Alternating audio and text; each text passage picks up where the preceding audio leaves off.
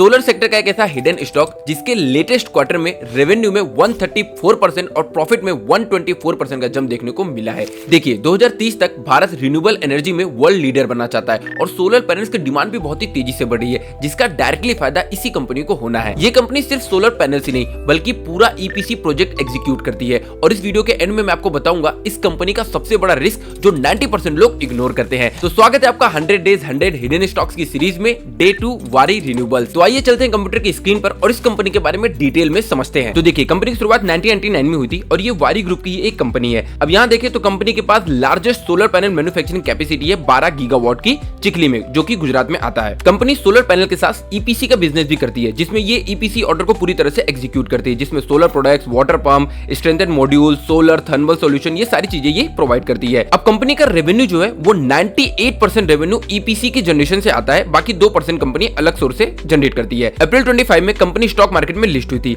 अब कंपनी के क्लाइंट के बारे में देखें तो Adani, Mittal, Aditya Birla group, Bharat petroleum, Cello, Larsen and टर्बो, मुंबई मेट्रो, एमआरडीए, ऐसी कई बड़े नाम इसमें शामिल है, जिसमें रिलायंस इंडस्ट्री भी शामिल है।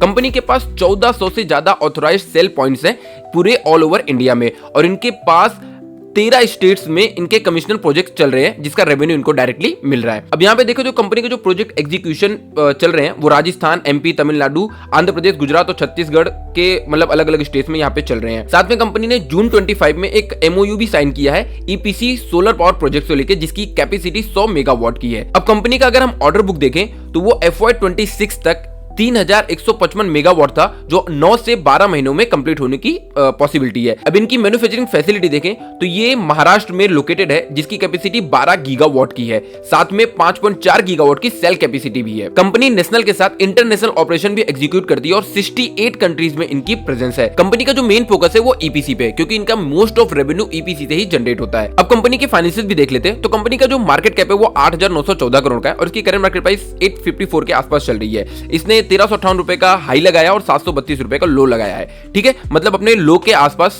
कंपनी ट्रेड कर रही है। स्टॉक का जो पी है वो 21.2 का है, जबकि इंडस्ट्री का पी 23.4 का है, मतलब स्टॉक अभी भी अंडर वैल्यूड है। साथ में इसका आरओसी और आरओई देखे तो ये बहुत ही अमेजिंग आना नजर आ रहा है, 82.3% और 65.6% का। प्रमोटर होल्डिंग भी बहुत ही अच्छी है, 74.3% की। इनका डेट टू इक्विटी रेशियो 0.12 का है, मतलब कंपनी बहुत अच्छी है, बहुत ज्यादा डेट भी नहीं है। टोटल इनका जो डेट है वो 81 करोड़ रुपए का है। साथ में यहाँ पे हम ओपीएम देखें तो ओपीएम परसेंट 20.7% का है, मतलब अगर कंपनी 100 रुपए का रेवेन्यू जनरेट कर रही है तो उसमें 20 रुपए इनका प्रॉफिट होता है। साथ में अगर हम यहाँ पे कुछ निगेटिव पॉइंट्स की बात करें तो निगेटिव पॉइंट्स एक ही नजर आ रहा है कि स्टॉक अपने बुक वैल्यू से 13.6 टाइम पे ट्रेड कर रहा है, जबकि इनका जो रेवेन्यू है और जो प्रॉफिट है उसमें मैसिव ग्रोथ देखने को मिली है पिछले क्वार्टर में। और यहाँ पर अगर हम शेयर होल्डिंग की बात करें तो शेयर होल्डिंग में प्रमोटर्स जो है, ये देखिए प्रमोटर्स जो है कंसिस्टेंट होल्डिंग अपना बना के रखे हैं, मात्र कुछ परसेंट स्टेक इन्होंने बेचा है। बाकी एफआईस कंटिन्यू अपने स्टेक इंक्रीज कर रहे हैं और डीआईस भी थोड़ा थोड़ा धीरे धीरे इसमें खरीदारी कर रहे हैं, जबकि पब्लिक होल्डिंग लास्ट क्वार्टर में थोड़ी सी कम हुई है। तो ओवरऑल कंपनी बहुत ही अच्छी नजर आ रही है,